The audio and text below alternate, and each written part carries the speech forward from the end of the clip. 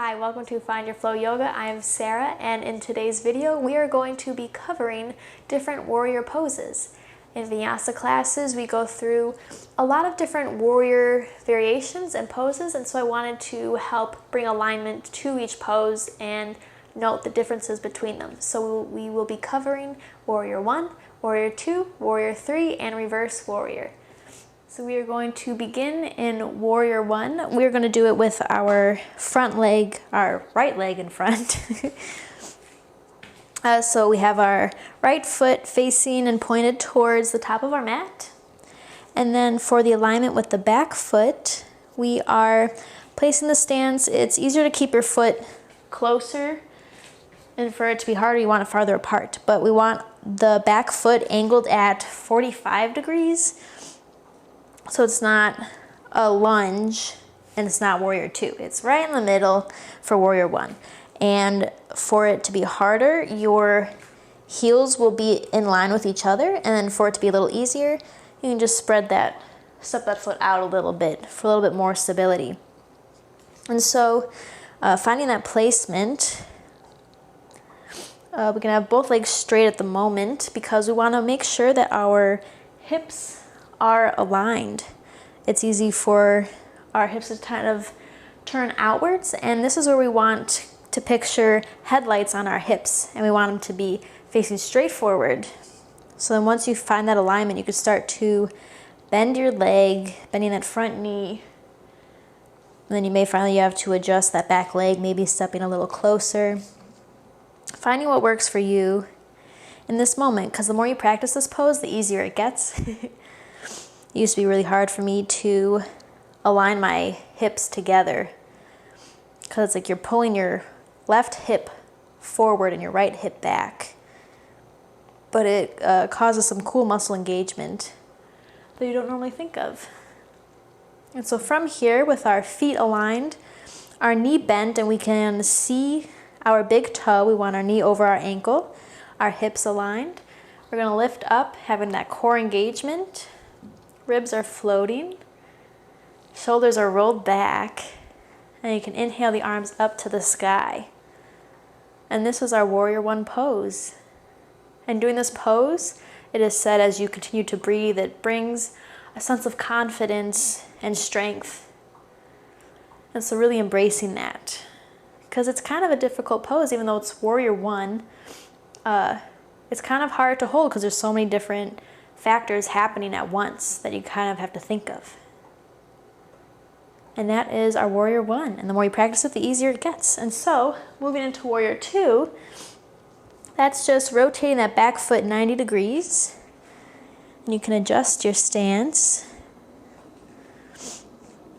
This one I tend to extend my legs out a little bit longer because it's easier. Our hips are pointed forward now on the length of our mat.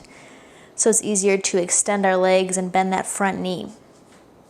So starting with our feet, our right toes are still pointed at the front of the mat. Our left foot now is 90 degrees, and our front heel runs through the center of the arch of our foot. And if checking alignment with the hips, you can straighten that front leg. And we want to make sure, ideally, that our hips are now pointed to the length of our mat. So instead of having it shifted forward, now we're completely to the side. But that front pointed leg makes it a little bit difficult. So having that alignment, we can start to bend the knee, making sure that that knee is over the ankle and you can see at least your big toe.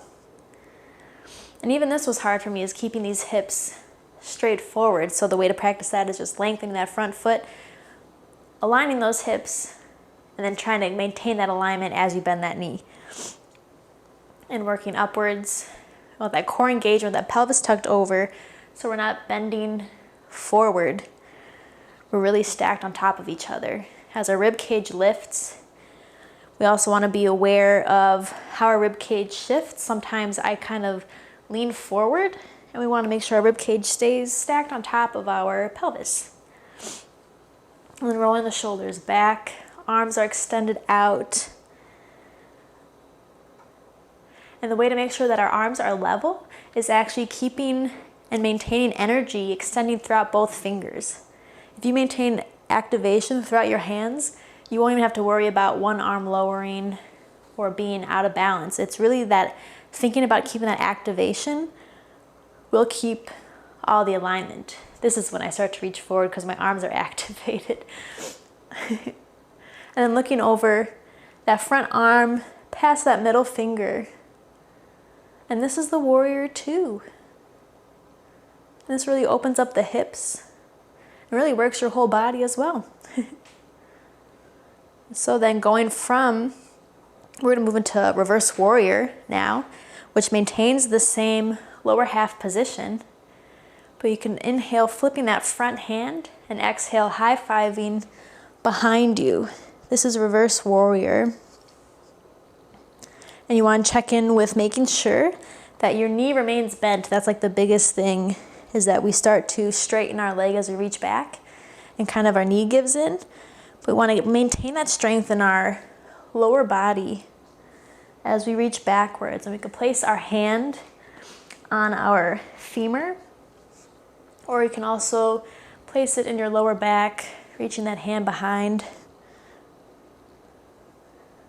Trying to maintain that alignment, ribs over hips, heart opening up to the sky. And that's reverse warrior. And so we'll move into our warrior three, which is a balancing pose. So if you need to do this in front of a wall or have it a chair to guide you, that's totally fine. And just taking the baby steps to build up to it. It's super fun. It's really fun to find different poses that you can use to get into warrior three.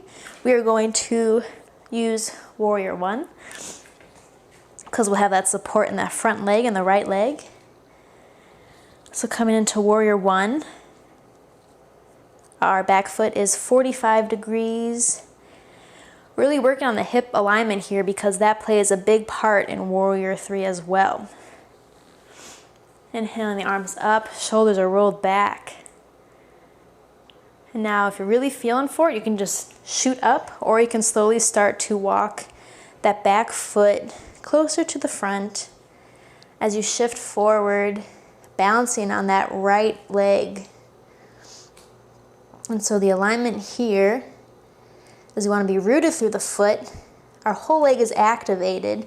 And then checking in with our hips, we want to make sure that they are aligned and not opening up and stacking on top of each other. We really want that left hip to just be aligned with the right one, which causes a lot of core work. And then we want energy extending out that lifted leg out through the heel, and the strength coming through the core, extending our arms out over our head. And then your bottom leg may shake a lot. But for me, the biggest focus is having those hips aligned to where you can like lay a plate on your pelvis and it won't go anywhere. And then you just come out of it. You can fall back into warrior one, or just shake it out, because that causes it's a lot of focus, a lot of balance, and a lot of strength, which is a lot of fun. It's just fun to play. So thank you for joining me today and just breaking down the warrior poses. I hope you can incorporate them into your flow, just have fun with them, figuring out different poses to come into these warrior poses or come out and come into different poses. It's just fun to play. So thank you for joining me today, and namaste.